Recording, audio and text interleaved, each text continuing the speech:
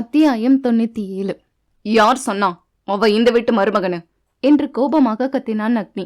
அவன் அவ்வாறு கத்தியதில் மலரை ஒரு நிமிடம் பயந்து விட்டாள். அதனை கவனித்த அக்னி மலரை அணைத்தவாறே அங்கிருந்தவர்களை முறைத்து கொண்டு, அவ எனக்கு மட்டும் பொண்டாட்டியா இருந்தா போதும், உங்க வீட்டு மருமகளா இருக்கணும்னு எந்த அவசியமும் இல்லை. நான் தான் உங்களை என்னோட குடும்பமாவே நினைக்கவே இல்லையே, அப்புறம் எப்படி இவ உங்க வீட்டு மருமகளா இருக்க முடியும் என்றான் அக்னி. தன் பாட்டியின் பக்கம் திரும்பியவன், அப்புறம் நான் அன்னைக்கே உங்ககிட்ட சொன்னேன், எனக்கு பொண்டாட்டியா வர்றதுக்கு ஒரு தகுதி இருக்குன்னு. நீங்க நினைக்கிறவங்களுக்கெல்லாம் அந்த தகுதி இருக்குன்னு நினைக்காதீங்க. நீங்க நினைக்கிறவங்களுக்கு ஒரு பொண்ணா இருக்க கூட தகுதி இல்லை என்று அங்கு நின்று தன்னையும் மலரையும் முறைத்து கொண்டிருந்த வைஷாலியை பார்த்து கொண்டே கூறினான் அக்னி.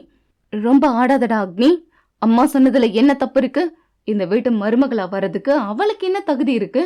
அந்த தகுதி என் பொண்ணுக்கு மட்டும்தான் இருக்கு என்று இப்போது வைஷாலியின் தாய் மலரை வெறுப்பாக பார்த்து கொண்டே கூறினார். அவர் சொல்லியதை கேட்ட அக்னி அந்த ஹாலை அதிரும் அளவிற்கு சத்தமாக சிரித்தான். அவன் அவ்வாறு சிரிப்பதை பார்த்த அனைவரும் இவனுக்கு திடீர்னு பைத்தியம் எதுவும் பிடிச்சிருச்சோ என்பது போல் பார்த்தனர். மலருமே அவன் சிரிப்பதற்கான காரணம் தெரியாமல் முழித்து கொண்டுதான் அவனையே பார்த்து கொண்டிருந்தாள். அனைவரும் முழிப்பதையே பார்த்த அக்னி தன் சிரிப்பை நிறுத்திவிட்டு சகுந்தலாவை பார்த்து, என்ன சொன்னீங்க? உங்க பொண்ணுக்கு எனக்கு பொண்டாட்டியா வர்றதுக்கு எல்லா தகுதியும் இருக்கா? இப்பதானே சொன்னேன் உங்க அம்மா கிட்ட அவளுக்கு பொண்ணா இருக்க கூட தகுதி இல்லைன்னு. நான் ஏன் அப்படி சொன்னேன்னு உங்களுக்கு புரியலையா என்று அவரிடம் கேட்டவன், ஒரு நிமிஷம் இருங்க என்று கூறி நிறுத்தியவன் அங்கு நின்று கொண்டிருந்த துருவனை அழைத்து, கார்ல என்னோட லேப்டாப் பேக் இருக்கும், அதை எடுத்துட்டு வா என்றான். துருவனும் அதற்கு எந்த மறுப்பும் கூறாமல் வெளியே சென்றான். ரொம்ப நேரமாக நின்று கொண்டிருந்த மலரை பார்த்து, அம்மோ எவ்வளோ நேரமாடா நின்றுக்கிட்டே இருப்ப, வா இங்கே வந்து உட்காரு. இன்னும் கொஞ்ச நேரத்தில் இங்கே ஒரு குறும்படம் ஓட போகுது, அதை இவங்க எல்லாரும் பார்த்தப்பறம் நாம நம்ம வீட்டுக்கு போகலாம், சரியாடா என்று அவளின் தலையை கோதியவாறு பொறுமையாக கூறினான். அவளும் சொல் பேச்சு கேட்கும் கிளி போல அவன் சொன்ன இடத்தில் போய் அமர்ந்து கொண்டாள். அவளுக்கு அருகில் சென்று அமர்ந்து கால் மேல் கால் போட்டுக்கொண்டு ஒரு கையை மலரின் தோளில் போட்டு அவளை அணைத்து கொண்டு தென்னாவட்டாக அங்கு இருப்பவர்களை ஒரு பார்வை பார்த்தான். நிமிடத்திற்கு நிமிடம் மாறும் அக்னியை தான் அனைவரும் பயத்துடன் பார்த்தனர். ஏனென்றால் தங்களிடம் பேசும்போது மட்டுமே அவனது முகத்தில் அத்தனை கடுமை, அதுவே அவளிடம் பேசும்போது அத்தனை மென்மை. இதில் எந்த குணம் இவனுடைய நிரந்தர குணம் என்று கூட தெரியாமல் அவனின் குடும்பத்தார் அனைவரும் குழம்பி போய் நின்றிருந்தனர். அதிலும் அவனின் சித்திக்கெல்லாம் இவனின் ஒவ்வொரு குணமும் நேரில் பார்க்க பார்க்க அவனை தொட்டு தவறு செஞ்சிட்டோமோ என்று நினைக்க வைத்தது. அவனின் தந்தைக்கு தான் இப்படிப்பட்ட மகனை தன் அருகில் வைத்து கொள்ள முடியவில்லையே என்ற வருத்தத்துடன் அக்னியையே பார்த்து கொண்டிருந்தார். அவனின் தந்தை முகமாற்றத்தை அக்னி பார்த்தாலும் கண்டு கொள்ளாமல் அமைதியாகத்தான் அமர்ந்திருந்தான். ஆனால் அவளின் பக்கத்தில் இருந்த மலருக்குத்தான் அவன் இத்தனை பேருக்கு முன்னால் தன் மேல் கை போட்டு அணைத்து கொண்டு அமர்ந்திருப்பது ஒரு மாதிரியாக இருந்தது. அதில் நெளிந்து கொண்டே இருந்தாள். அதை தெரிந்தும் கண்டு கொள்ளாமல் அவளை இன்னும் தன் அருகில் நெருக்கமாக உட்கார வைத்து கொண்டு அங்கிருந்தவர்களை பார்த்து கொண்டிருந்தான். அங்கிருந்த அவளின் பாட்டிதான் அவனின் தெனாவட்டு பார்வையை கண்டு கோபத்துடன், அக்னி இப்போ உனக்கு என்னதான் வேணும், எதுக்கு இப்படியெல்லாம் பண்ணிக்கிட்டு இருக்க என்று கேட்டார். அவருக்கு அவன் பதில் சொல்வதற்கு முன்பே வெளியே சென்ற துருவன் கையில் லேப்டாப் பேக்குடன் உள்ளே வந்தான். உள்ளே வந்தவன் நேராக அக்னியிடம் நெருங்கி லேப்டாப் பேக்கை கொடுத்துவிட்டு தள்ளி நின்று கொண்டான். லேப்டாப்பை ஓபன் செய்தவன் லேப்டாப் பேக்கில் இருந்த ஒரு பென்டிரைவை எடுத்து லேப்டாப்பில் சொருகினான். சிறிது நேரம் ஏதோ செய்த பிறகு பென்டிரைவில் லேப்டாப்பில் இருந்து எடுத்து டிவியில் கனெக்ட் பண்ணு என்று துருவனிடம் கொடுத்தான். துருவன் அக்னியை ஒரு பார்வை பார்க்க அக்னி அதை எதுவும் கண்டு கொள்ளாமல் போடு என்று இந்த முறை அழுத்தமாக கூறினான். அதற்கு பிறகு துருவனாலும் ஒன்றும் அவனிடம் கேட்க முடியவில்லை. அதனால் பென்டிரைவை எடுத்துக்கொண்டு சென்று டிவியில் கனெக்ட் பண்ணிவிட்டு ரிமோட்டை கொண்டு வந்து அக்னியின் கையில் கொடுத்து விட்டான். அதை வாங்கியவன் ஆன் செய்யாமல் அங்கு ஓரமாக நின்று தன்னையே பார்த்து கொண்டிருந்த ஆகாஷினியை பார்த்தவன் அவன் தன்னையே பார்ப்பதை பார்த்தும் உடனே தன் பார்வையை திருப்பிக் கொண்டாள். ஆனால் அவன் பார்வை சற்றும் திரும்பாமல், உன்னோட ரூமுக்கு போ என்று ஒற்றை வார்த்தை தான் கூறினான். ஆனால் அவன் சொன்னதை சிறிதும் கண்டு கொள்ளாமல் அவள் அங்கிருந்து செல்லாமல் அங்கேயே நின்று கொண்டு திமிராக அவனை பார்க்க, உன்னை இங்கிருந்து போக சொன்ன என்று இந்த முறை கண்களில் தீப்பொறி பறக்க அவளை முறைத்து கொண்டே கூறினான். அதில் சிறிது பயந்தவள் அங்கிருந்து தன் அறைக்கு உடனே சென்று விட்டாள். அவள் அங்கிருந்து சென்ற பிறகு தன் அருகில் அமர்ந்திருந்த மலரை பார்த்தவன் அவனிடம் இருந்த ஒரு ஹெட்செட்டை எடுத்து மலரின் பக்கம் திருப்பி, அம்மோ கொஞ்ச நேரம் இதை காதில் வச்சுக்கிட்டு பாட்டு கேட்டுட்டு இருக்கியா என்று கேட்டான். இல்லை மாமா, நீங்கள் டிவியில் போடுறதையே நான் பார்க்குறேன் என்றாள் மலர். அம்மோ, அதான் நான் சொல்றேன்ல, நான் சொன்னா கேப்பியா மாட்டியாடா? கேப்பேன் மாமா, ஆனா என்று அவள் இழுக்க, நான் தான் சொல்றேன்லடா அம்மோ, கண்ணை மூடிக்கிட்டு கொஞ்ச நேரம் நீங்க பாட்டு கேட்பீங்களாம், அதுக்கப்புறம் இங்கிருந்து நாம நம்ம வீட்டுக்கு போவோமா, சரியா என்று சிறுபிள்ளையிடம் சொல்லுவது போல சொன்னான். அவளும் அவனை பார்த்து சிறிது நேரம் யோசித்தவள், சரிங்க மாமா, நீங்க காரணம் எதுவும் இல்லாம அப்படி சொல்ல மாட்டீங்க, அதனால நான் அந்த டிவியை பார்க்கல, கொடுங்க என்று அவன் கையில் இருந்த ஹெட்செட்டை வாங்கி அவன் போனையும் எடுத்துக்கொண்டு, நான் கொஞ்ச நேரம் கார்டன்ல இருந்துட்டு வரேன் என்று மலர் கூறினாள். சரிடா, நீங்க போயிட்டு வாங்க, வேற எங்கேயும் போகக்கூடாது, சரியா என்று அவளது நெற்றியில் ஒரு முத்தம் கொடுத்து அனுப்பி வைத்தவன் துருவனை பார்த்து கண்ணசைத்தான். அவனும் புரிந்து கொண்டு மலரிடம், பாப்பா இருடா, நானும் வரேன் என்று அவளுடனே வெளியே சென்று விட்டான். அக்னி மலரை கொஞ்சுவதை பார்த்து அங்கிருந்த அத்தனை பேரின் முகத்திலும் கோபம், அக்னியின் தந்தை முகத்தில் அத்தனை சந்தோஷம். ஆனால் அதை எதையுமே அக்னி கண்டு கொள்ளவே இல்லை. இங்கே உள்ளே இருந்த அனைவரையும் பார்த்து, குறிப்பாக அவனின் பாட்டியை பார்த்து, அன்னைக்கே நான் உங்ககிட்ட சொன்னேன், நீங்க பாக்குற பொண்ணு ஒரு சாக்கடைன்னு, அதுக்கு என்ன அர்த்தம்னு உங்களுக்கு புரியுதா இல்லையா, புரிஞ்சும் புரியாமல் நடிக்கிறீங்களா என்று நக்கலாக கேட்டான். அக்னி, இப்ப எதுக்கு தேவையில்லாம பேசிட்டு இருக்க? நான் உனக்கு பார்த்திருக்கிற பொண்ணு யாருன்னு உனக்கு தெரியாதா? அப்படி தெரிஞ்சும் எப்படி இவ்வளவு தைரியம் அவளை நீ சாக்கடைன்னு சொல்ற? அவ இந்த அன்னலட்சுமியோட பேத்தி, அவளோட கால் தூசுக்கு வருவாளா இப்ப இங்க இருந்து போனவ? அவளோட ஏன் பேத்திய கம்பேர் பண்ணி ஏன் பேத்திய நீ சாக்கடைன்னு சொல்ற? உனக்கு எவ்வளவு தைரியம் இருக்கணும் என்று தன் கம்பீரமான குரலில் அவனிடம் கேட்டார் பாட்டி. ஒரு பெரிய குடும்பத்துல பிறந்துட்டு காசு மட்டும் இருக்கிற எல்லா பொண்ணுங்களும் ஒழுக்கமானவங்களும் கிடையாது, அதே மாதிரி பெரிய குடும்பத்துல பிறக்காம காசு பணம் இல்லாம இருக்கிற பொண்ணுங்க எல்லாம் ஒழுக்கம் இல்லாதவங்களும் கிடையாது என்று அவனின் பாட்டியின் கண்ணை பார்த்து கூறினான். அப்புறம் என்னமோ சொன்னீங்களே, உங்க பேத்திய என்னோட அம்முவோட கம்பேர் பண்றேன்னு. நான் எதுக்கு போய் ஒரு சாக்கடை கூட ஏன் அம்முவை கம்பேர் பண்ண போறேன்? அவளோட கால் தூசிக்கு கூட இவ வரமாட்டான் என்று குரலை உயர்த்தி கூறியவன், நீங்க கௌரவம் கௌரவம்னு சொல்லிட்டு இருக்கீங்களே, ஆனா அந்த கௌரவத்தை ஒருத்தி காத்துல பறக்க விட்டு இருக்கா, அதை இப்ப எல்லாரும் பார்க்க போறீங்க, உங்க கௌரவம் எப்படி காத்துல பறந்துச்சுன்னு என்று அவனின் பாட்டியிடம் கூறிவிட்டு தன் கையில் இருந்த ரிமோட்டை டிவியை பார்த்து ஆன் செய்தான். இவன் இவ்வளவு நேரம் பேசியதை கேட்டுக்கொண்டிருந்த வைஷாலிக்குத்தான் வயிற்றில் புலியை கரைக்க ஆரம்பித்து விட்டது. இவன் பேசும் தோரணையிலே தெரிந்து கொண்டாள் தன்னை பற்றி அனைத்தும் அவனுக்கு தெரிந்திருக்கிறது என்று. இது மட்டும் இந்த வீட்டில் இருக்கிறவர்களுக்கு தெரிஞ்சா தன்னுடைய நிலைமை என்னவென்று யோசிக்கும் போதே செத்து விடலாம் போல் இருந்தது. நாம இங்க இருந்தா கண்டிப்பா இங்க இருக்கிற யாரையும் ஒரு நிமிஷம் நிமிர்ந்து பார்க்க முடியாது என்று அங்கிருந்து நகர பார்க்க, அதை பார்த்த அக்னி, எங்க போறீங்க மிஸ் வைஷாலி?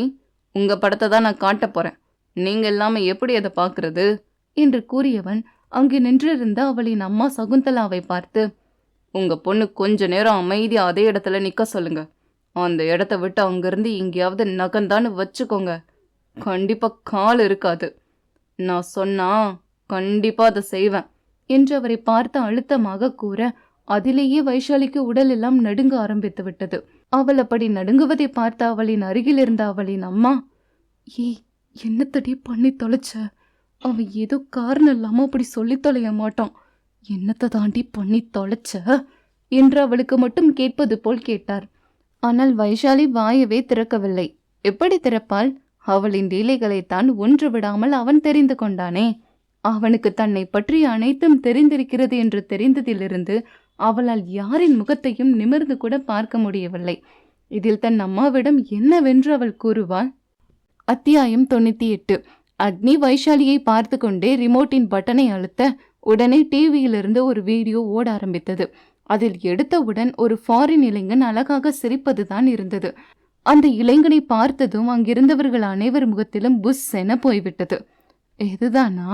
இதுக்குதான் இவ்வளோ பில்டப் காமிச்சானா என்று அவர்கள் அனைவரும் நினைத்து முடிப்பதற்குள் அவன் யாரை பார்த்து சிரித்தானோ அவளின் கை அவனின் கைக்குள் நுழைந்த. கையிலிருந்து கேமரா கொஞ்சம் கொஞ்சமாக அவளின் முகத்தை ஜூம் செய்து முழு உருவத்தையும் காட்ட அனைவரின் முகத்திலும் அப்படி ஒரு அதிர்ச்சி. என்றால் அந்த இளைஞனுடன் கைகோர்த்து நெருங்கி நின்று கொண்டிருந்தது நம்ம வைஷாலி பாப்பாதான். அதுவும் அங்கிருந்தவர்களின் கண்களுக்கு அவள் ஆடை அணிந்திருக்கிறாளா இல்லையா என்று தெரியாத அளவிற்கு அரைக்குறையாக ஆடை அணிந்திருந்தாள். அதை பார்த்தவுடன் தான் அங்கிருந்த அத்தனை பேரின் முகத்தில் அதிர்ச்சி அது மட்டுமில்லை, அவனுடன் நெருங்கி நின்றது மட்டுமல்லாமல் அந்த இளைஞனை வைஷாலி அணைத்து கொண்டு உதட்டோடு உதடு வைத்து முத்தம் தர ஆரம்பித்து விட்டாள். அதை பார்த்தவுடன் அனைவரும் தங்களின் கண்களை மூடிக்கொண்டனர். ஆனால் இவர்கள் கண்களை மூடவே தேவையில்லை. ஏனென்றால் ஏற்கனவே அக்னி அந்த மாதிரியான காட்சிகள் வரும்போது மட்டும் வீடியோவில் அவரின் முகத்தை தெரியாதவாறு எடிட் செய்து வைத்திருந்தான். அவர்கள் அனைவரும் வீடியோவை பார்க்காமல் கண்ணை மூடிக்கொண்டிருப்பதை பார்த்த அக்னி அவர்கள் அனைவரையும் பார்த்து, நீங்க கண்ணை மூடிக்கிற அளவுக்கு அங்க ஒண்ணு இல்லை, சரியா கண்ணை திறந்து பாருங்க என்று கூறினான். முதலில் கண்ணை திறந்த அவனின் பாட்டி, என்ன அக்னி இதெல்லாம் என்று அவனை பார்த்து கத்தினார். என்ன அக்னின்னு ஏன்ட்ட கேக்குறீங்க? பார்த்தா தெரியலையா? நீங்க எவ்வளோ நேரம் கௌரவம் கௌரவம்னு பேசிட்டு இருந்தீங்கல்ல, அந்த கௌரவம் எப்படிப்பட்டதுன்னு அந்த வீடியோல தெரியுதா? இது மட்டும் இல்ல, இன்னும் நிறைய இருக்கு என்று கூறி வீடியோவை அனைவரையும் மறுபடி பார்க்க வைத்தான். முத்தம் கொடுத்து கொண்டிருந்தவர்கள் சிறிது நேரத்தில் பிரிந்து இருவரும் கட்டிக்கொண்டு ஒரு அறையினுள் புகுந்து கொண்டனர். அப்பொழுதுதான் அந்த வீடியோவை முழுவதுமாக அங்கிருந்தவர்கள் பார்த்தனர். அது ஒரு மிகப்பெரிய ஹோட்டல். அது மட்டுமல்லாமல் அந்த ஹோட்டலில் இயற்கையை செயற்கையாக கொண்டு வந்து ஹோட்டலுக்கு உள்ளே வைத்திருந்தனர். பின்பு அந்த வீடியோ அத்துடன் கட்டாகிவிட்டது. அதிலிருந்து அப்படியே அடுத்த வீடியோ ஓட ஆரம்பித்தது. அந்த வீடியோவை பார்த்த உடனே கண்டுபிடித்து விட்டார்கள். அது சென்னையில் உள்ள ஒரு பிரபலமான பப்பில் எடுத்த வீடியோ என்று.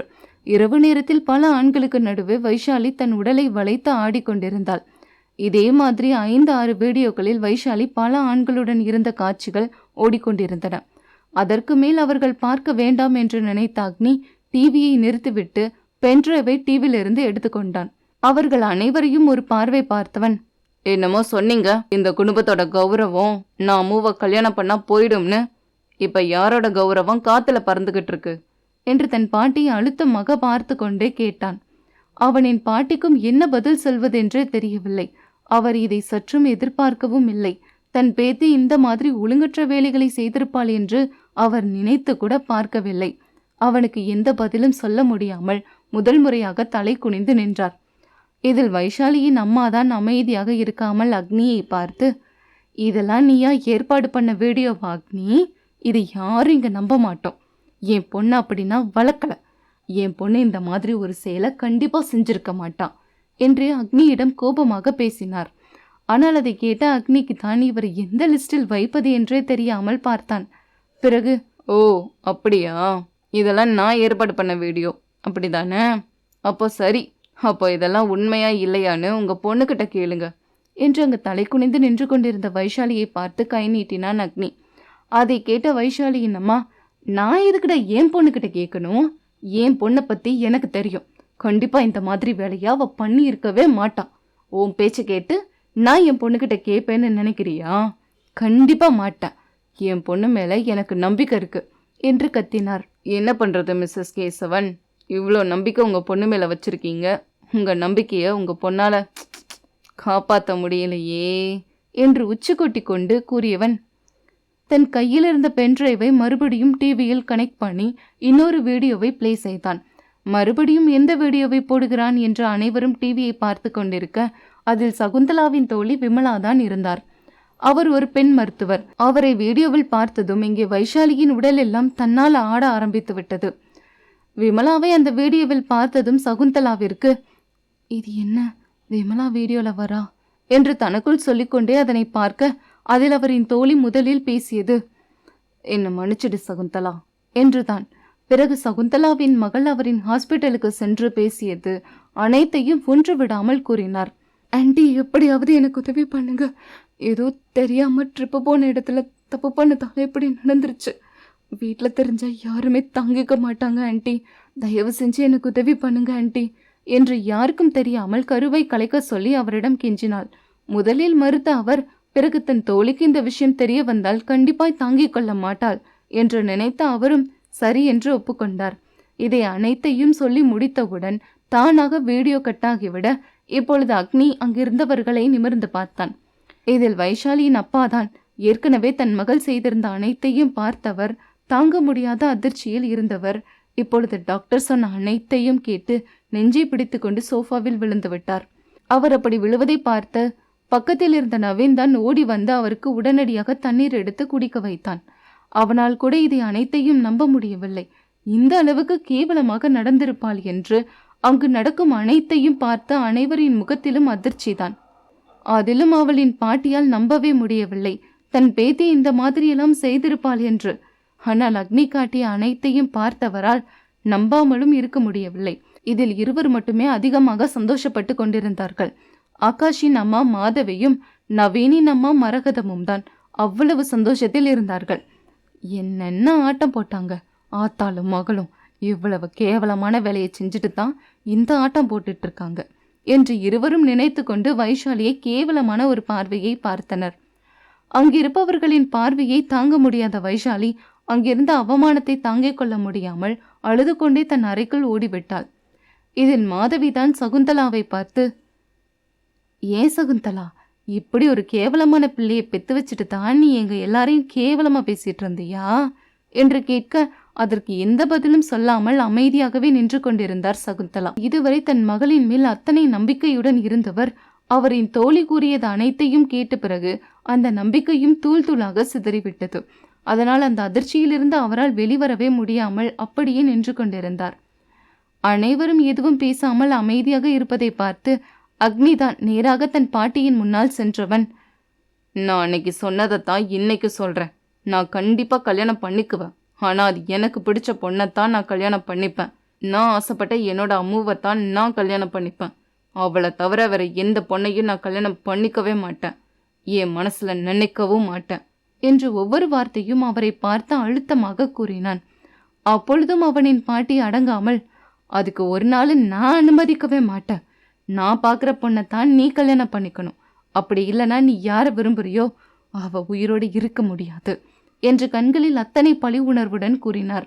அவர் நேரடியாகவே தன் அம்முவை கொலை செய்து விடுவேன் என்று கூறியதை கேட்ட அக்னி தன் கட்டுக்கடங்காத கோபத்துடன் அங்கிருந்த டீபாயை ஓங்கி உதைத்தான். அவன் உதைத்த உதையில் அங்கிருந்த கண்ணாடி டீபாய் சல்லி சல்லியாக நொறுங்கியது. நான் இருக்கிற வரைக்கும் என் அம்முவோட நிழல கூட உங்களால தொட முடியாது. முடிஞ்சா தொட்டு பாருங்க என்று அவரை பார்த்து உரிமையவன் அங்கிருந்த அனைவரையும் பார்த்து, என்கிட்ட வைஷாலியோட வீடியோ மட்டும் இல்ல, இந்த குடும்பத்துல இருக்கிற அத்தனை பேரோட வண்டவாளமும் என்கிட்ட இருக்கு என்று எச்சரித்தான். யாராவது என்கிட்ட வாலாட்டணும்னு நினைச்சிங்க, அடுத்த நிமிஷம் ஜெயிலுக்குள்ளதான் இருப்பீங்க என்று அத்தனை பேரையும் பார்த்து கூறியவன் அதே கோபத்துடன் வாசல் வரை சென்று மீண்டும் தன் பாட்டியை திரும்பி பார்த்தான். நீங்க என் அம்முவை கொலை பண்ணுவேன்னு சொன்னதுக்கு கண்டிப்பா ஒரு நாள் அனுபவிப்பீங்க என்று அவரை நேரடியாகவே மிரட்டிவிட்டு அந்த வீட்டை விட்டு வெளியே வந்தான். வெளியே வந்து அவனின் அம்முவை தேட அங்கு தோட்டத்தில் போட்டு வைத்திருந்த நாற்காலியில் மலரும் துருவனும் அமர்ந்து பேசிக் கொண்டிருந்தனர். அவர்களை பார்த்தவன் அருகில் செல்ல அப்போது மலர் பேசியது அவன் காதில் தெளிவாக விழுந்தது. அண்ணா, உங்களுக்கு மீனாட்சி அத்தை இறந்தது ஆக்சிடென்ட்ல தான் உறுதியா தெரியுமா என்று மலர் கூறியதுதான் அக்னியின் காதில் விழுந்தது. அதை கேட்டவுடன் அவர்களை நோக்கி வந்து கொண்டிருந்தவன் அதிர்ச்சியில் சடன் பிரேக் போட்டது போல அப்படியே நின்று விட்டான். மலர் வருவாள்.